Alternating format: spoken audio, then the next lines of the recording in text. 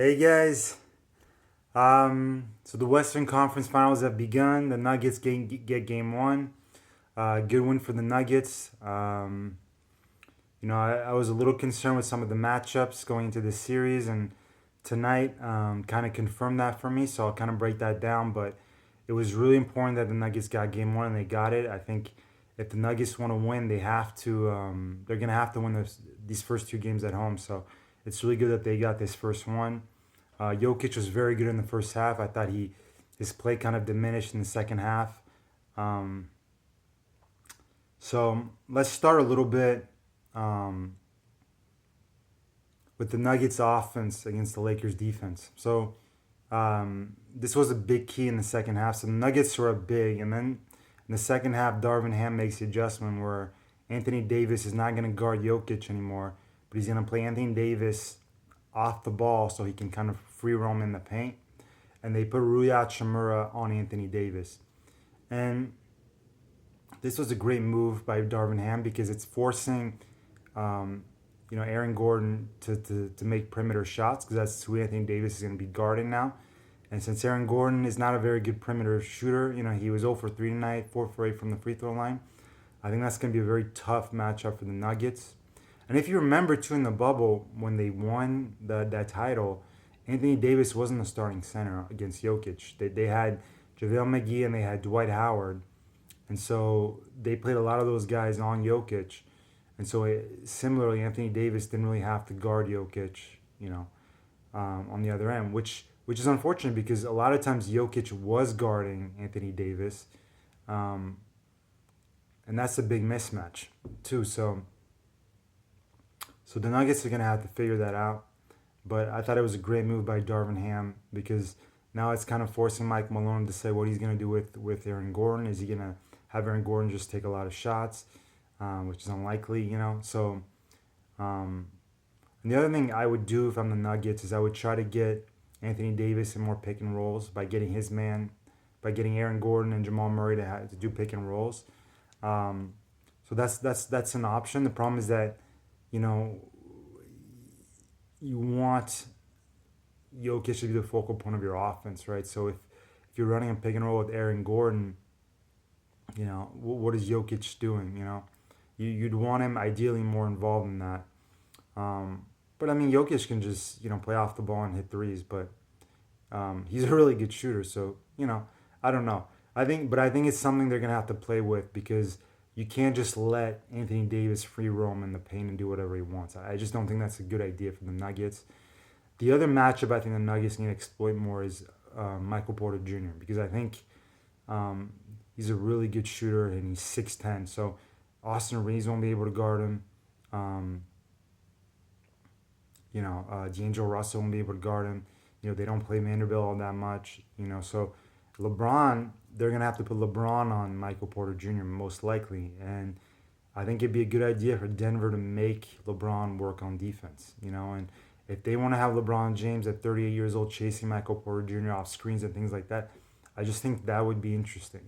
I would want to see somebody attack LeBron James on defense so that he has to work on that end of the floor. And if they don't put LeBron James, which I suspect they won't because they don't want to tire him out, then you got Austin Reeves guarding you, and that's just, easy pickings. So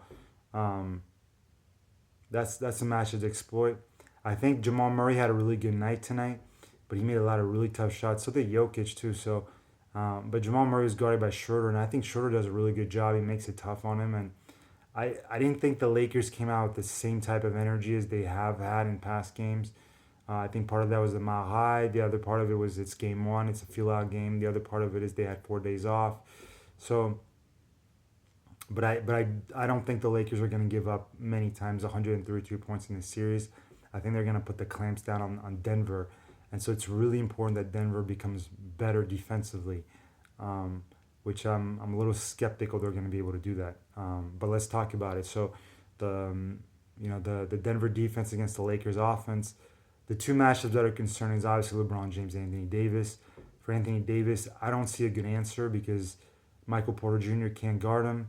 Aaron Gordon could guard him, but he's not but you ideally want him to be guarding LeBron James, and then Jokic is just way too slow for Anthony Davis. So maybe they bring somebody off the bench like a Jeff Green to put the play on Anthony Davis. That's an option, but even then he's only going to be doing it 15, 20 minutes. Um, so yeah, I don't know. The other thing you could think about doing is putting Michael Porter Jr. on LeBron, and then putting Aaron Gordon on Anthony Davis. I mean, those are some possibilities, but I'm afraid that Michael Porter Jr. would be exposed by LeBron. I don't know how good on ball defender he is. So in the past, he wasn't very good. So I just hope he's gotten better since. To be honest, I haven't watched Michael Porter Jr.'s defense at all this year. So I hope he's gotten better. But from what I've heard, Aaron Gordon is the guy who defends LeBron pretty well, which was kind of surprising because tonight it was like, it almost like, so that's the other matchup, but this was driving me nuts. They kept switching Jamal Murray on LeBron James, and Aaron Gordon was taking, I think, Schroeder or whoever was Jamal Murray was initially guarding. And that was driving me nuts because it's like, why switch that? Like, if anything, go underneath. If LeBron James wants to shoot 10 to 23s a game, I mean, be my guest. Like, he's a 30% three-point shooter this year, 31, 32%. So he hasn't shot it well in the playoffs either. So, and it's not so much like that I'm trying to be like disrespectful thinking that LeBron can't hit shots. Like, I know LeBron can get hot and hit shots, but you would much rather, have him shooting perimeter shots as opposed to him going one-on-one on Jamal Murray, who's 6 inches shorter, getting him in foul trouble because Jamal Murray had 5 fouls tonight, and getting to the paint, getting to the line, slowing down the game, slowing down the pace of the game. I mean, you don't want any of that. You want to keep LeBron out of the paint. If he wants to shoot shots, let him. But whatever you do, do not switch that pick and roll. So that was a really bad adjustment, and that was a really bad just matchup for Denver that they never adjusted to throughout the game. And honestly, down the stretch, I was really like, okay, does anybody want to win this game? Like, are both teams just trying to lose this game? Because I felt like, I know it's a feel-out game, but I felt like both teams are making so many mental mistakes. There was a possession down the stretch where the Lakers were down 3 under a minute, and LeBron had the ball, and he was one-on-one switch with Jamal Murray. Jamal Murray had 5 fouls, and instead of going to the bucket, try to get an easy 2 and possibly getting fouled and going to the line and getting Jamal's 6th foul, he just pulls up, shoots a 3, he misses it, and and the Lakers lose. And he also had a bad turnover down the stretch, so LeBron wasn't very good down the stretch, but I just thought the execution was poor. Like, there's no doubt LeBron should have attacked on that play. And so that was a bad mental mistakes. And the other ones, like I said, I mean, on defense, the Nuggets were they just kept switching that pick and roll LeBron James. That was driving me nuts. And then on offense, the Nuggets really sputtered once they switched Hachimura on Jokic. And Jokic had 5 turnovers tonight. And, Jamal Murray made some tough shots. Jokic made some tough shots, but I just think they got to find a way to get easier shots, and it's going to be tough because the Lakers are going to clamp down. But I think getting Michael Porter Jr. more involved is going to help, or you got to get Anthony Davis out of the paint. But because if you don't get Anthony Davis out of the paint, Bruce Brown isn't having 15 points out or 16 point whatever he had off the bench, because at that point it's going to be really hard to get good buckets inside if you're the Nuggets. So the bottom line is I'm really concerned for Denver. I think the Lakers are going to win this in 6. It kind of worries me that Mike Malone is not making the adjustments he needs to be doing in game. I hope he makes them for game 2, but if he doesn't, I think Nuggets are going to lose game 2. So game 2 is going to be really interesting, but it's a must-win for Denver. And then if they win game 2, I think then we kind of got a series, because then, really Denver only has to protect home court. So,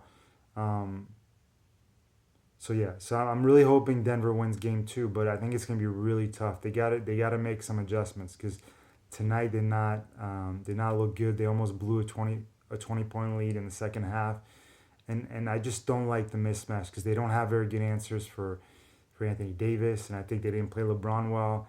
And on offense, I don't feel like they're exploiting. In the second half, they weren't. I think in the first half, they just came out with a lot of energy, and the Lakers were adjusting their defense to them, to the Nuggets. But I think in the second half, once the Lakers started to zone in on some of the matchups they want to have on defense, the Nuggets didn't really make good adjustments to that at all, and so that's why their offense sputtered in the second half. And you know, I'm really worried about Aaron Gordon. You know, 4 of 8 from the line, 0 for 3 from 3-pointers, and he just doesn't seem like, I don't know. He just seems on defense. He seems scared. So he's got to have a big series. Like, he doesn't have to average 20 points, but he has to. With the opportunities he has to play really good defense. With the opportunities he gets on offense, he has to be efficient and efficient enough so that Anthony Davis can't just do whatever he wants in the paint. And I'm really worried that matchup really worries me because I don't trust Aaron Gordon. So, anyways, so let's see how this series turns out. I'll keep making these videos to kind of break down the games, especially the most important ones in the series. The other thing I wanted to talk quickly is I'm probably not going to be talking about Boston, Miami so much in the Eastern Conference Finals. I just have Boston winning. I think they're much more talented than the Heat. I think the Heat have Bam Adebayo and they have Jimmy Butler, obviously. But besides that, unless it goes to a 6 or 7 game or the Heat start taking like a serious lead in this series, I'm probably not going to talk much about it because I almost think it's a foregone conclusion the Celtics, unless there's like an injury or something to Tatum or Brown, it's almost a foregone conclusion they're going to win. So, we might have a Celtics-Lakers final, so that could be pretty crazy. So, anyways, all right, bye guys. Enjoy your evening.